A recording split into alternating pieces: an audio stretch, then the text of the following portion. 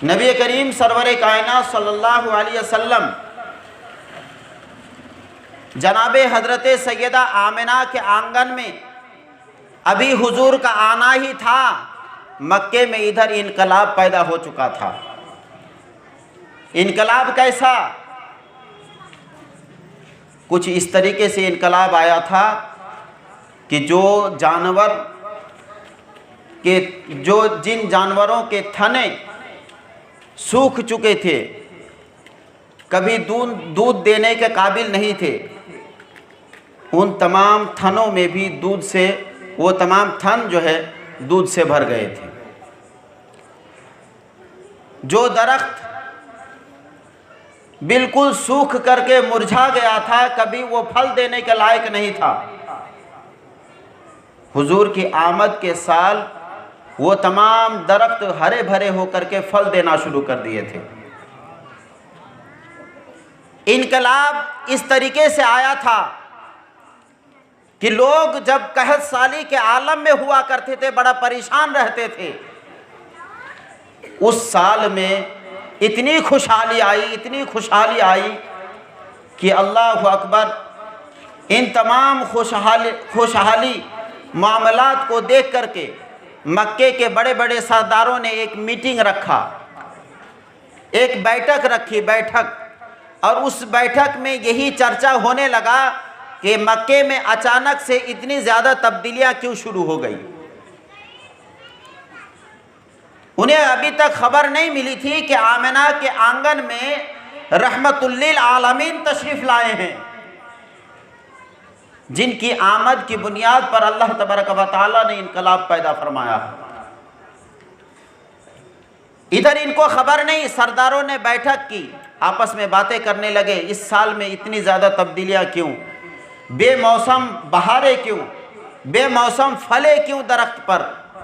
जिस जानवर के मरने का हम इंतज़ार कर रहे थे, उस जानवर को तंदुरुस्त हम देख रहे हैं। तमाम जानवरें जो अभी तक बीमार पड़े हुए थे, वो सब के सब मोटा और फरबा तंदुरुस्त हो गए थे। और इसी इनकलाब को देख करके सरदारों ने बैठक की थी। अल्लाह अकबर।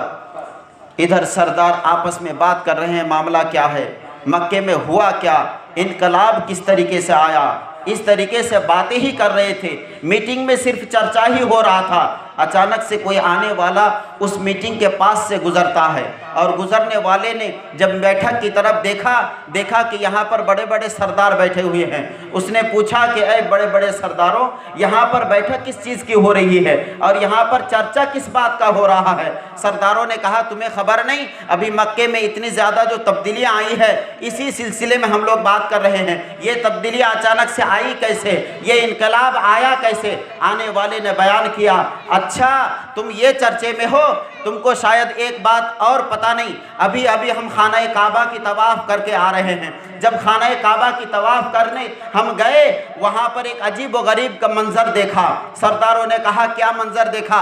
ऐसे में तो हम लोग काफ़ी दिनों से इसी तरीके से मंजरे देख रहे हैं, अजीब व गरीब मंजरे हम लोग देख रहे हैं, अजीब व गरीब तब्दीलियाँ देख रहे हैं, लेकिन तुम भी ज़रा बताओ कि खाना काबा की तवाफ़ के दौरान तुम्हें क्या नज़र आया। अल्लाह अकबर। बताने वाले ने बताया कि जब मैं खाना काबा की तवाफ़ के लिए पहुँचा तो देखा कि तवाफ़ के बाद मैं खाना काबा से निकल ही रहा था, अचानक से हज़रत अब्दुल मुत्तलिब जो कबीला कुरैश के सरदार हैं, वो एक बच्चे को गोद में लेकर के खाना काबा की तरफ आ रहे हैं। मैंने देखा कि वो खाना काबा की तरफ जैसे जैसे आगे बढ़ रहे थे, मैंने अपनी आंखों से ये नज़ारा देखा कि खाना काबा ऐसा लग रहा था कि अब्दुल मुत्तलिब खाना काबा के करीब नहीं, बल्कि खाना काबा झुक करके अब्दुल मुत्तलिब की तरफ जा रहे थे। मैंने अपनी आंखों से यह नज़ारा देख कर आया कि अब्दुल मुत्तलिब एक बच्चे को गोद में लेकर के खाना काबा की तरफ बढ़ रहे हैं।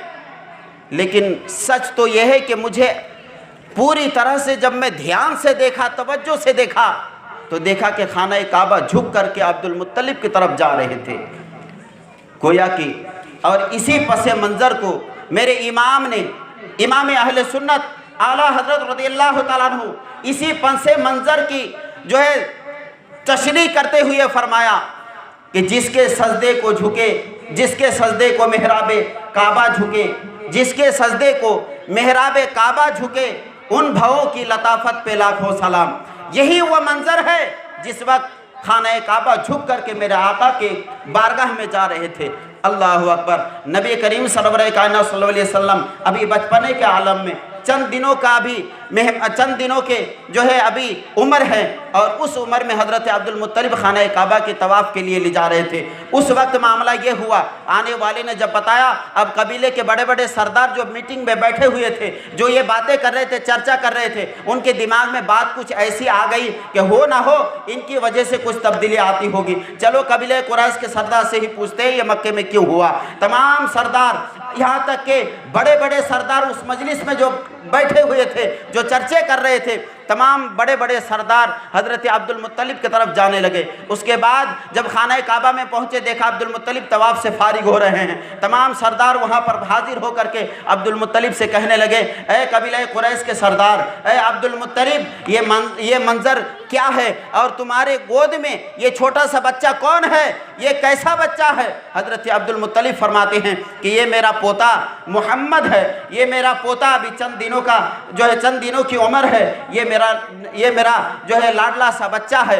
वो बड़े बड़े कुरैश ने कहा कि अब्दुल मुत्तलिब, एक मरतबा इनका चेहरा तो दिखाओ, एक मरतबा इनकी सूरत तो हमें दिखाओ। अल्लाह अकबर। तारीख गवाह है, बड़े बड़े सरदारों ने जैसे ही कहा, हज़रत अब्दुल मुत्तलिब ने दोनों बाहें फैलाई। उसके बाद चादर मुबारक को आपके रुख अनवर से जो है हटाया गया। उन सरदारों ने देखा, और सरदारों ने नबी करीम सरवर कायनात सल्लल्लाहु अलैहि वसल्लम की रुख अनवर को देखने के बाद यही कहा, वह कमाल हुस्न हुजूर है कि गुमाने नक्श जहां नहीं, यही फूल खारे से दूर है, यही शम्मा है कि धुआं नहीं। तमाम बड़े बड़े सरदारों ने जब मेरे आका के नूर अनवर की ज़ियारत की, देखा, हैरान रह गए कि यार ए कबीला कुरैश के सरदार अब्दुल मुत्तलिब, ये इतना खूबसूरत, इतना हसीन और जमील बच्चा, जो कबीला कुरैश तो क्या बल्कि पूरे मक्का में कोई किसी भी औरत ने अब तक ऐसा बच्चा ना जना था। अल्लाह अकबर। ऐसा बच्चा जो किसी कबीले में अभी तक पैदा ना हुआ था, ऐसा हसीन और जमील बच्चा किसके घर में पैदा हुआ। हज़रत अब्दुल मुत्तलिब फरमाते हैं कि ये मेरे लाडले बेटे हज़रत अब्दुल्लाह के लगते जिगर हैं। अल्लाह अकबर। जैसे ही सरदारों ने सुना, उसके बाद समझ गए कि ये इनकलाब जो मक्के में आया, ये किसी और की वजह से नहीं, बल्कि यही हसीन और जमील बच्चे की वजह से। हज़रत अब्दुल मुत्तलिब रज़ियल्लाहु ताला अन्हु नबी मुख्तार को लेकर के घर पे पहुँचे, हज़रत सैयदा आमिना के गोद में दिए। उसके बाद मक्के के जो है औरतें आकर के सैयदा आमिना को मुबारकबादियाँ पेश करने लगे। दूर दूर से औरतें आती रही, मुबारकबादियाँ पेश करती रही। इतने में हज़रत सैयदा आमिना बयान करती हैं कि अचानक से मैंने देखा कि आसमान की जानिब से एक बादल का टुकड़ा आया और मेरे प्यारे बच्चे को जो है मेरे गोद से उठा कर ले गया। फिर उसके बाद गायबी एक आवाज़ मेरे कानों तक आई। उस आवाज़ में यही कहा जा रहा था कि दो जहां के बादशाह हैं, मशरिक़ व मगरिब तक का सैर करा दो। उसके बाद थोड़ी ही देर बाद फिर वो बादल का टुकड़ा मेरे गोद में ला करके मेरे प्यारे बच्चे को दे दिया। वो नबी की शान जो बचपन में आपको समझ में आएगा कि मेरे रसूल की शान क्या है, और बचपन में ही मेरे सरकार ने क्या क्या दुनिया वाले को नहीं दिया और क्या क्या नहीं दिखाया। लेकिन फिर भी इन बेअक्लों को समझ में नहीं आता कि नबी की अज़मत व शान मर्तबा कितना बुलंद बाला है। अल्लाह अल्लाह। हज़रत नबी करीम सरवर कायनात सल्लल्लाहु अलैहि वसल्लम को हज़रत अब्दुल मुत्तलिब रज़ियल्लाहु ताला अन्हु हज़रत सैयदा आमिना के गोद में जैसे ही देते हैं, उसके बाद आपको एक बात बताऊं कि मक्कतुल मुकर्रमा का एक दस्तूर था। कोई भी बच्चा पैदा होता तो औरतें आती थी दाई बनने के लिए, यानी बच्चे की परवरिश के लिए, कि दूध पिला करके उसकी परवरिश करे और फिर उस बच्चे को उसके माँ बाप को लौटा दे। ये दस्तूर था, ये रस्म था वहाँ का, यही माहौल था मक्के का। अब माहौल के मुताबिक, दस्तूर के मुताबिक दूर दूर से औरतें आती थी और बिलखुसूस जो अमीर दौलतमंद लोग होते थे, जो बड़े बड़े सरदार होते थे, उनके घर में वो औरतें आती थी। अगर उनके घर में, यानी सरदार के घर में अगर कोई बच्चा पैदा हो तो वो औरतें आकर के उस बच्चे को गोद लेती थी दूध पिलाने के लिए, परवरिश के लिए। उसके बाद साल 2 साल के बाद उसको वापस कर देती थी। तो बड़े इनको जो है बड़ी दौलतें भी मिलती थी, बड़ा इनाम व इकराम जो है मिलता था। तो इसलिए औरतें आकर के सरदारों के घरों में खबर लगाती थी कि किस सरदार के घर में बच्चा पैदा हुआ। इधर हज़रत अब्दुल मुत्तलिब कबीला कुरैश के सरदार थे। मेरे आका की विलादत होती है। 12 पहाड़ पार से कुछ कबीला सादिया, कबीला साद, वो कबीला साद से कुछ औरतें वहाँ से आती हैं कि मक्के में जाकर के हम लोग जो है बच्चे की तलाश करेंगे कि किसके घर बच्चा पैदा हुआ है, ताकि हम ला करके उनकी परवरिश करें। और ये परवरिश क्यों करते थे? इसलिए कि वो गरीब होते थे, कमज़ोर होते थे। तो उनकी ज़िंदगी गुजारने के लिए उनको कुछ ऐसे जो है ज़रिया मुआश चाहिए था। तो उनके लिए ज़रिया मुआश यही था कि किसी बच्चे को ला करके दूध पिलाती और उसके बाद मुद्दत के बाद जो है वो वापस कर देती थी। तो बड़ी दौलतें इनको मिलती थी, इनाम व इकराम मिलता था। तो 12 पहाड़ के बाद एक कबीला वहाँ रहता था, जिस कबीले का नाम था कबीला साद। उस कबीले से 12 औरतें आती है। चंद औरतें वहाँ से आई और उसी में है हज़रत सैयदा हालिमा सादिया रज़ियल्लाहु ताला अन्हा।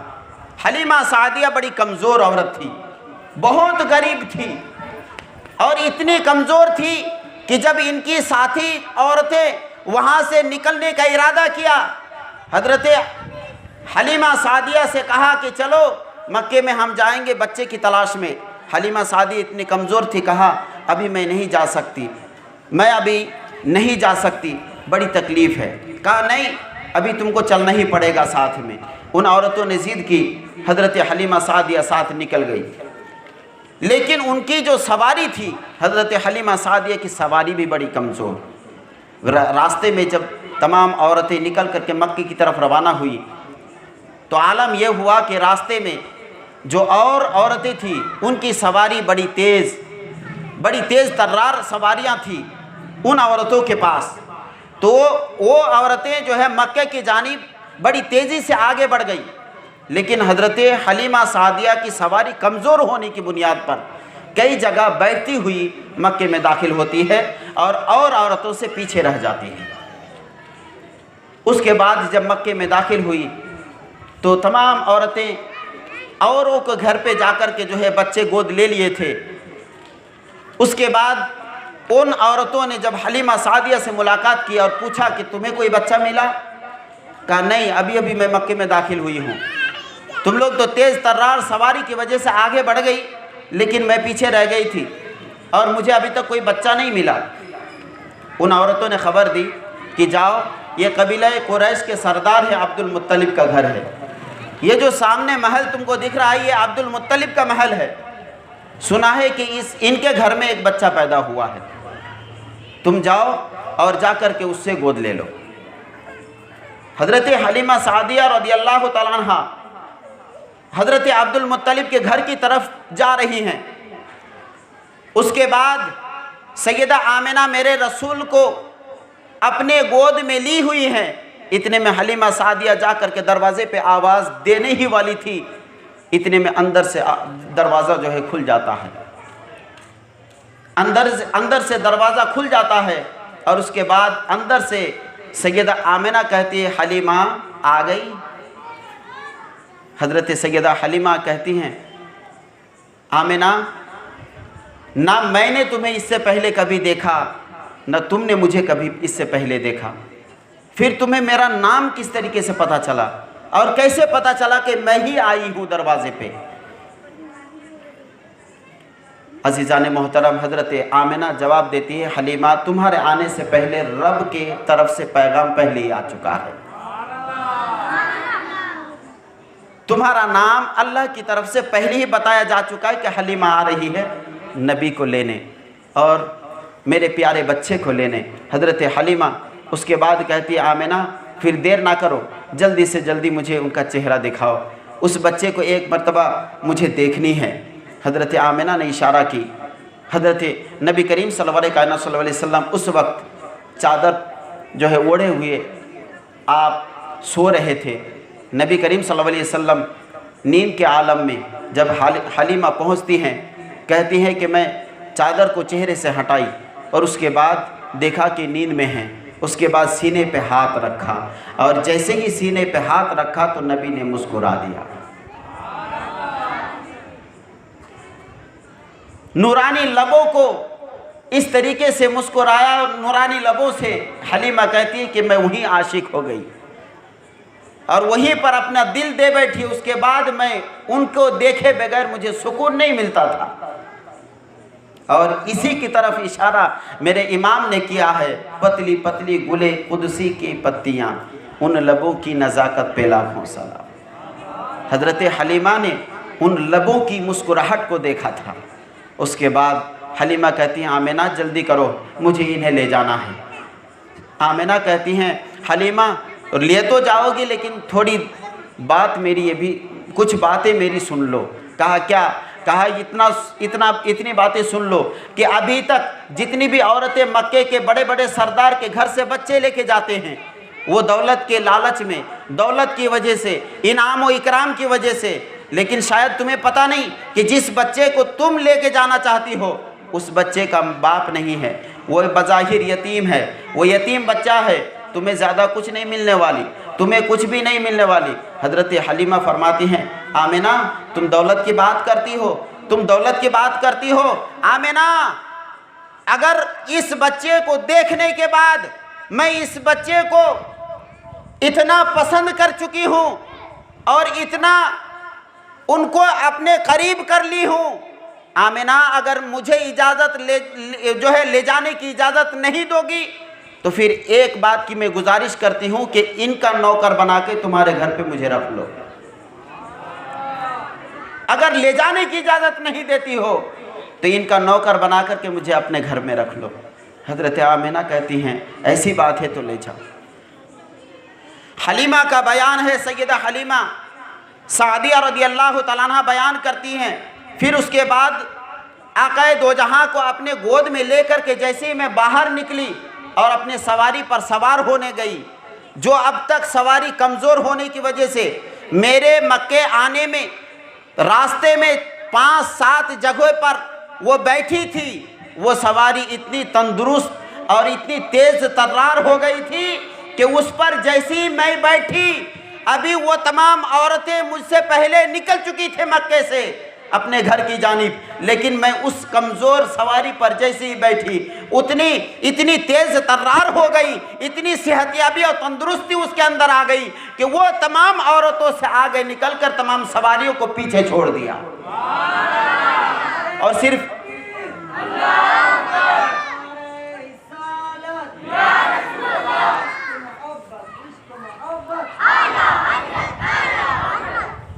सिर्फ इतना ही नहीं मेरे दोस्तों, हज़रत हलीमा सादिया रज़ियल्लाहु तआला अन्हा बयान करती हैं कि जब सबको पीछे छोड़ते हुई मेरी सवारी आगे बढ़ी तो अब औरतों ने मुझे कहने लगी, ए हलीमा तू इतनी तेज़ कैसे हो गई, तू इतने आगे क्यों बढ़ती जा रही है, अभी तक तेरी सवारी तो कमज़ोर थी। और इतना ही नहीं, हलीमा तू कौन सी खुशबू लगाई है, हलीमा कौन सी खुशबू लगाई है जिस खुशबू के मारे हम लोग, ऐसा लग रहा है कि तुम तमाम खुशबुओं को, और मक्के में और कोई खुशबू तुमने नहीं छोड़ा है कि जहाँ जहाँ से जिस तरीके से तुम्हारी सवारी जा रही है तमाम रास्तों को महकाती हुई जा रही है। अल्लाह अकबर। नबी हज़रत हलीमा कहती है, ए औरतें सवाल करने वाले, पूछने वाले ये सुन ले कि ये जो सवारी तेज तर्रार तुम देख रही हो, अब तक जो महक और खुशबू तुम्हें नजर आ रही है, ये खुशबू की महक और ये तेज तर्रार सवारी ये हलीमा की वजह से नहीं, और मैंने कोई सवारी नहीं बदली है, बल्कि सवारी पर सवार बदल चुका है। और इस सवार की बुनियाद पर अल्लाह ताला ने ये नेमत बख्शी है कि जिस रास्ते से मेरी सवारी गुजर रही है वो रास्ते भी महकने लगते हैं, और मेरी जो है सवारी वो भी तेज तर्रार हो चुकी है। अल्लाह अकबर। रास्ते को महकाते हुए मेरे रसूल पाक सल्लल्लाहु अलैहि वसल्लम की सवारी जा रही है, हज़रत हलीमा सादिया की सवारी जा रही है, और इसी तरफ मेरे आला हज़रत रज़ी अल्लाह ताला अन्हु इशारा फरमाते हैं कि उनकी महक ने दिल के गुंचे खिला दिए हैं, जिस राह चल दिए हैं, सिक्के बिठा दिए हैं। अल्लाह अकबर। यही तो वो रास्ते थे जिस रास्ते से मेरे नबी गुजरे तो तमाम रास्तों को महका दिए। अल्लाह अकबर। हज़रत हलीमा सादिया बयान करती है, उसके बाद मैं अपने घर की तरफ लेकर के रवाना हुई, लेकिन आलम यह हुआ कि 12 पहाड़ मुझे गुजरने थे, और 12 पहाड़ जैसे ही मैं गुजरने लगी तो हर पहाड़ में रहने वाले शेर, भेड़, बड़े बड़े जानवर मेरी सवारी को देख करके सामने से हट जा रहे थे। ऐसा लग रहा था कि मुझे रास्ता दे रहे हैं। बड़े बड़े पहाड़ में कैसे कैसे जानवर रहते आपको बखूबी मालूम है। बयान करती हैं कि तमाम जानवर मेरे रास्ते के इर्द गिर्द खड़े हो गए, और ऐसा लग रहा था कि वो जानवर एक दूसरे को बुला रहे हैं। लग ऐसा रहा है कि उस बच्चे की ज़ियारत के लिए तमाम जानवर वहाँ पर खड़े थे। 12 पहाड़ों से यही मामला हुआ। घर पहुँची, उसके बाद घर में मेरी कुछ बकरी थी जो कमज़ोर थी। मैंने अपने शौहर से कहा बकरियों से दूध निकाल लो। हलीमा सादिया बयान करती है कि जैसे ही मैंने शौहर को दूध निकालने के लिए कहा तो दूध इतना निकला कि घर पे जितनी भी बर्तनें थी तमाम बर्तनों को जो है कुछ बकरियों ने भर दिया दूध देकर के। इतना दूध दी। अल्लाह अकबर। और ये बरकत, जब ऐसी बरकत हुई तो गांव वालों की एक औरतों में ख़ासकर ये आदत होती है कि कोई बात औरत में जो है ज़्यादा फैलती है ना मेरे भाई। मर्दों से ज़्यादा औरतों में बात फैलती है। किसी के मुंह से मैंने सुना था कि अगर कोई बात का ऐलान करना हो, तुम्हें चर्चा करनी हो, तो किसी औरत को बता दो तो बहुत जल्दी जो है वो बात चर्चे हो जाए। तो ये औरतों का मामला होता है। अल्लाह खैर फरमाए। हज़रत हलीमा सादिया कहती हैं कि अब मोहल्ले की औरतें मेरे घर पे आने लगी, कहने लगी हलीमा ये तुम्हारे घर पे अचानक से इतना दूध कैसे, और तुम्हारी बकरियां इतना ज़्यादा दूध कैसे देने लगी। हलीमा कहती हैं ए पूछने वाली, ज़रा अपने घर पे जाकर के भी देख, जिस तरीके से अल्लाह ने मेरे घर पे बरकत दी है, कबीला साद के तमाम घरों में अल्लाह ने ऐसी बरकत अता फरमाई है। एक औरत आई बीमार बच्चे को लेकर, कहा कि कुछ अगर मिल जाए तो सफ़र करके किसी हकीम के पास बच्चे को लेकर पहुंचूं। बीमार बच्चे को लेकर के किसी हकीम, डॉक्टर, किसी दवाखाने में ले जाऊं।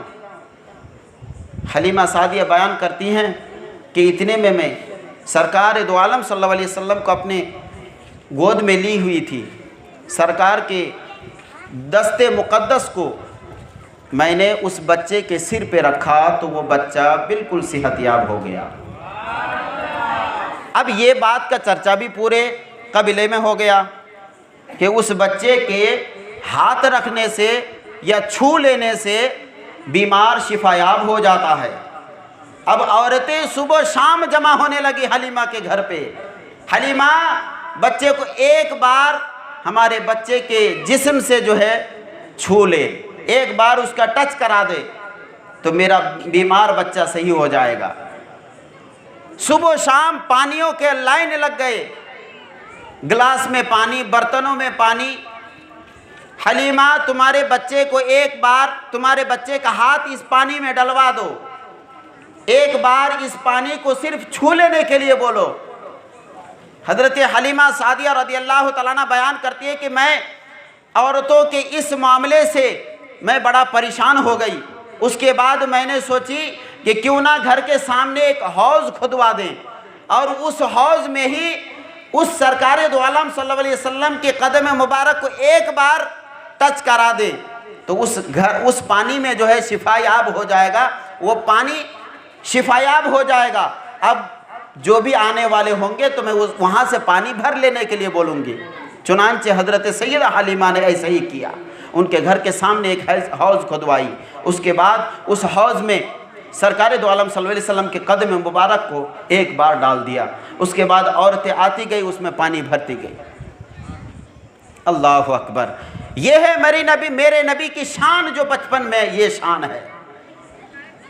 इतना ही नहीं, हज़रत सैयदा हलीमा बयान करती हैं, उसके बाद रसूल पाक सल्लल्लाहु अलैहि वसल्लम, नबी करीम सल्लल्लाहु अलैहि वसल्लम के मुताल्लिक़ सैयदा हलीमा बयान करती हैं कि जब मैंने इस तरीके से परवरिश करते करते अपने घर में रखा, अचानक से एक रात में, चांदनी रात थी, मैंने मोहम्मद मुस्तफ़ा सल्लल्लाहु अलैहि वसल्लम को झूले पे डाल दिया। झूले पे डालने के बाद मैं कुछ करने लगी काम वगैरह, और जब मैं काम से फारिग हो गई तो मैं एक बार देखने के लिए गई कि बच्चा सोया कि नहीं। अब ये माँओं में आदत होती है, अगर बच्चे को सुलाने की कोशिश करे, झूले पे भी डाले, तो उनके दिल पे ये ख्याल आता रहता है कि बच्चा सोया कि नहीं, बच्चा सोया कि नहीं। एक जाहिर सी बात है, माँ का दिल है, परेशान रहता है। बच्चा सोया कि नहीं, ये ऐसा तो नहीं कि बच्चा रो रहा है। अगर बिस्तर पे सुलाती है तो थपकियाँ दे के सुलाती है, झूले पे सुलाती है तो झूला दे करके सुलाती हैं। ये माँओं की आदत होती है।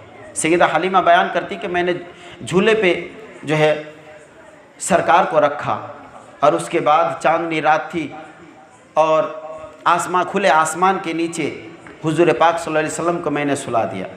थोड़ी देर बाद आया और देखा कि सोया कि नहीं, तो देखा कि सरकार की उंगलियां एक मर्तबा दाएं तरफ, एक मर्तबा बाएं तरफ, शहादत की उंगली, हुजूर की शहादत की उंगली उठी हुई है, और एक मर्तबा दाएं तरफ कर रहे हैं, एक मर्तबा बाएं तरफ, एक मर्तबा जो है पैर की तरफ, एक मर्तबा सिर की तरफ। वैसे ही सैयदा हलीमा बयान करती हैं कि मैंने जैसे ही उस मंज़र को देखा तो फिर मेरी नज़र वैसे ही फिर आसमान की जानिब उठी।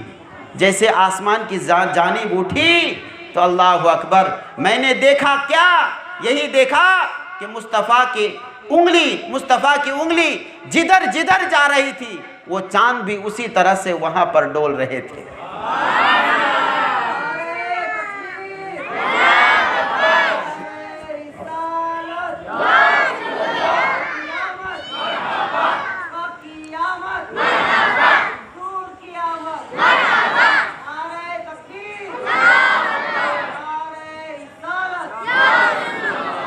सुभान अल्लाह। ये है रसूल पाक की शान।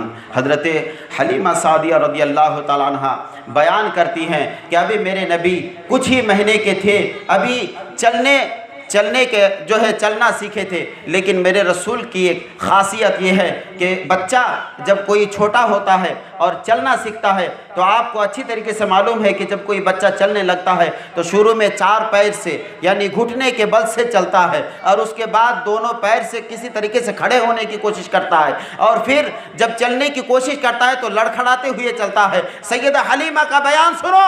सैयदा हलीमा बयान करती हैं, रसूल पाक सल्लल्लाहु अलैहि वसल्लम नबी मुख्तार जब चलने की कोशिश कर रहे हैं, जब चलना सीख रहे हैं, तो 4 पैर से नहीं, घुटने के बल से नहीं, बल्कि खड़े होने की कोशिश भी जब किए तो कोई पैर में लड़खड़ाहट पैदा नहीं हुई, कोई जो है उनके अंदर हिचकिचाहट पैदा नहीं हुई, बल्कि जिस वक्त हुजूर चलना चाहा तो इसी तरीके से चला जैसे कि बड़े आदमी, तंदुरुस्त आदमी या बेहतर आदमी, सही सलामत आदमी चलता है, वैसे ही रसूल पाक सल्लल्लाहु अलैहि वसल्लम 2 पैर से वैसे ही चलना शुरू कर दिए। हुजूर ने कभी टखनों के बल से नहीं चला, सरकार ने खड़े होते कभी लड़खड़ाए नहीं, चलते हुए कभी गिरे नहीं। अरे जो मुस्तफ़ा दूसरों का सहारा बन के आया हो, क्या वो बेसहारा हो सकते हैं?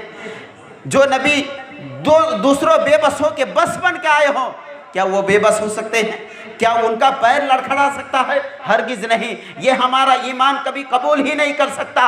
हज़रत सैयदा हलीमा बयान करती हैं, उसके बाद हमारी मुद्दत जो है पूरी हो गई। मैं आमिना के आंगन में पहुंच गई। हज़रत नबी करीम सल्लल्लाहु अलैहि वसल्लम को लेकर आमिना से कहने लगी, आमिना अगर तुम्हारी इजाज़त हो तो चंद दिन मैं और मोहम्मद को अपने घर रखना चाहती हूँ, इसलिए कि इनसे बड़ी लगाव मेरी बड़ी जो है लगाव हो चुकी है और मैं इनको देखे बगैर मैं रह नहीं पाती हूँ। अगर तुम्हारी इजाज़त हो तो मैं चंद दिन और रख लूँ। हज़रत सैयदा आमिना इजाज़त देती हैं। उसके बाद हज़रत सैयदा हलीमा फिर घर पे लाती हैं और उसके बाद कहती हैं कि अभी सरकार दो आलम सल्लल्लाहु अलैहि वसल्लम कुछ साल के हुए और हज़रत अब्दुल्ला जो उनके दूध भाई थे, रज़ाई भाई थे, उनके हज़रत सैयदा हलीमा के लड़के थे, वो अब्दुल्ला बकरियां चराने के लिए जाते थे, बकरियां चराने के लिए जाते थे। मेरे नबी ने एक दिन कह दिया, माँ अगर इजाज़त हो तो अपने भाई के साथ मैं भी चला जाऊं।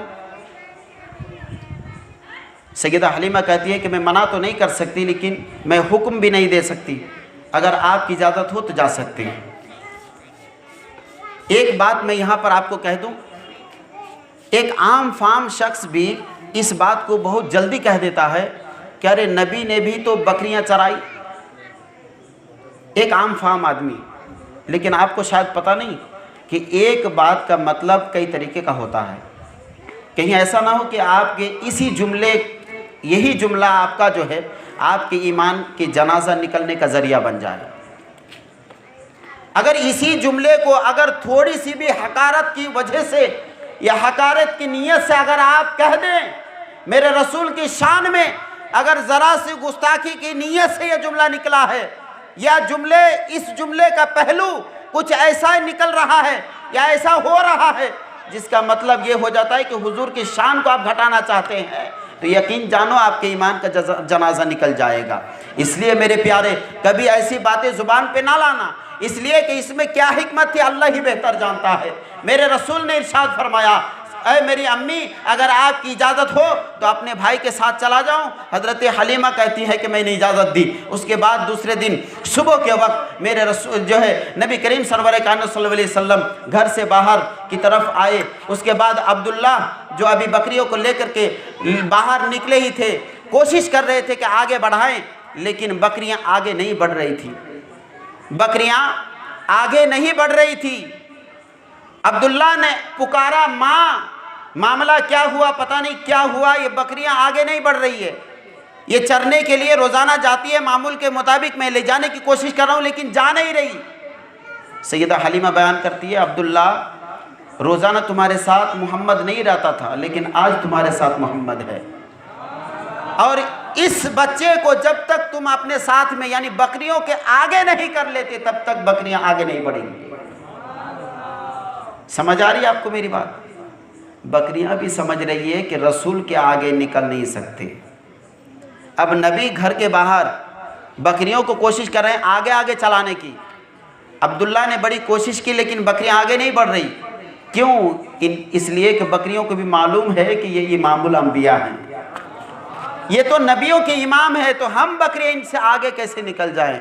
लेकिन आज आप सोच लो और आप समझ सकते हो कि कुछ ऐसे भी हमारे अंदर शरकस रहते हैं, ऐसे भी जो है शैतान है हमारे अंदर, जो इन जानवरों से भी यानी बकरियों से भी बदतर है, जो नबी से आगे निकलने की कोशिश करता है। अल्लाह अकबर। अभी मैं बयान कर रहा हूँ मेरे अजीज़ व मोहतरम, मैं अभी ये वाक़या जो बयान कर रहा हूँ अभी बचपने का आलम है। अभी मेरे नबी ने नबूवत का ऐलान नहीं किया है, अभी मेरे नबी अपना जलवा पूरी तरह नहीं दिखाए हैं, तब का आलम ये मैं बता रहा हूँ। अल्लाह अकबर। हज़रत अब्दुल्ला कहते हैं, उसके बाद मैं सरकार को जो है नबी मुख्तार को मैं आगे लिया, साथ में लिया, बकरियां मामूल के मुताबिक फिर पीछे पीछे चल कर के आने लगी। उसके बाद जंगलों में लेकर गए, जंगलों में जिस तरीके से बकरियां चरती है चरने लगी, लेकिन हमने अजीब व गरीब मंजर देखा। अजीब व गरीब मंजर उस दिन ये देखा कि जिस तरीके से बकरियां एक घनी जंगल के अंदर जाने से हमेशा डरती थी, इसलिए कि हो सकता था कि जंगली जानवर आकर के भेड़ी या फिर कोई शेर बकरियों पर हमला कर दे, इसलिए कभी भी कोई बकरी घनी जंगल के अंदर नहीं जाती थी। लेकिन जिस दिन नबी को लेकर के मैं बकरियों को लेकर के गया जंगल में, पहाड़ पर मैंने जैसे बकरियों को छोड़ा, उस दिन का मंजर कुछ और था। उस दिन मंजर ये देखा कि भेड़ बकरी दोनों साथ में चल रहे हैं।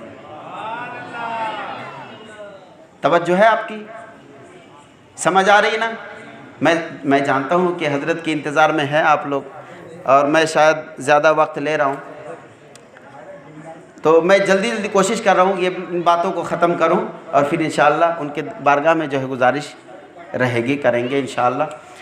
हज़रत अब्दुल्ला बयान करते हैं कि उस दिन अजीब व गरीब मंज़र देखा, शेर बकरी साथ में, भेड़ बकरी साथ में, न बकरी शेर से डर रही है न शेर बकरियों पर हमला कर रहा है। अल्लाह अकबर। सिर्फ इतना ही नहीं, हज़रत अब्दुल्ला बयान करते हैं मैंने ये देखा कि जब नबी मुख्तार अभी बचपने के आलम में वो किसी पेड़ के नीचे पहुँचे तो पेड़ का साया दूसरी तरफ था। जैसे ही ये बच्चा यानी नबी करीम सल्लल्लाहु अलैहि वसल्लम पहुँचे तो वो पेड़ का साया झुक करके हुजूर के ऊपर हो गया। अजीब व गरीब मंज़र देखा। हज़रत अब्दुल्ला बयान करते कि फिर आकर के मैंने शाम के वक्त अपनी अम्मी को बताया। सैयदा हलीमा कहती है कि अब्दुल्ला ने ये बातें जब बताई तो मैं तो पूरी तरह समझ रही थी कि हाँ ये मामला क्यों हो रहा है। अब्दुल्ला को समझाया, सैयदा हलीमा समझाई कि बेटा ये जो तुम्हारा भाई है, ये जो मोहम्मद है, ये आम बच्चा नहीं है, ये आज़िम शान वाले हैं, ये बड़ी शान व शौकत वाले हैं, इसलिए तुम इनके बारे में जो है ऐसा वैसा ख्याल ना रखना। अल्लाह अकबर। सैयदा हलीमा रज़ियल्लाहु तआला अन्हा इस तरीके से जो है अपने घर पे रसूल पाक सल्लल्लाहु अलैहि वसल्लम को रखती हैं। उसके बाद सरकार दो आलम सरवर कायनात सल्लल्लाहु अलैहि वसल्लम हज़रत हलीमा के घर पे इस तरीके से जब रही, आम बच्चे की तरह नहीं बल्कि पूरे कबीले के लिए रहमत बन कर के। क्यों? इसमें कोई ताज्जुब की बात नहीं। ये बातें हमको कब पता चली? जब कुरान पाक में हम उन आयतों को पढ़ा और उस आयत करीमा को खास कर पढ़ा, वमा अरसलनाका इल्ला रहमतल लिल आलमीन। ऐ मेरे नबी, आपको तो हमने रहमत बना करके भेजा है। और यही तो रहमत थी जो बचपन से मेरे आका के जो है इस तरीके से जलवे से नज़र आ रहे थे। अल्लाह अकबर। नबी करीम सल्लल्लाहु अलैहि वसल्लम को फिर सैयदा हलीमा रज़ियल्लाहु तआला अन्हा फिर हज़रत आमिना के घर पे ला कर के छोड़ती हैं। अब यहाँ पर से जो मामला होता है, हज़रत अब्दुल मुत्तलिब के घर से फिर अबू तालिब के यहाँ हुजूर की आमद होती है और परवरिश होती है, और फिर किस तरीके से और क्या क्या मामला होता है इंशाअल्लाह आगे मैं और जो है अभी जो भी रात बाकी बची हैं मैं सिलसिलावार ले जाने की कोशिश करूँगा। अगर आपका आपने साथ दिया तो इंशाअल्लाह तबारक व तआला मैं भी हाजिर रहूँगा।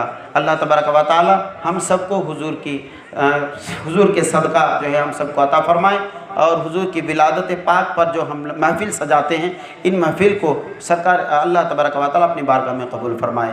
व आखिरु दावाना अनिल हम्दुलिल्लाहि रब्बिल आलमीन। अस्सलामु अलैकुम व रहमतुल्लाहि व बरकातुहू।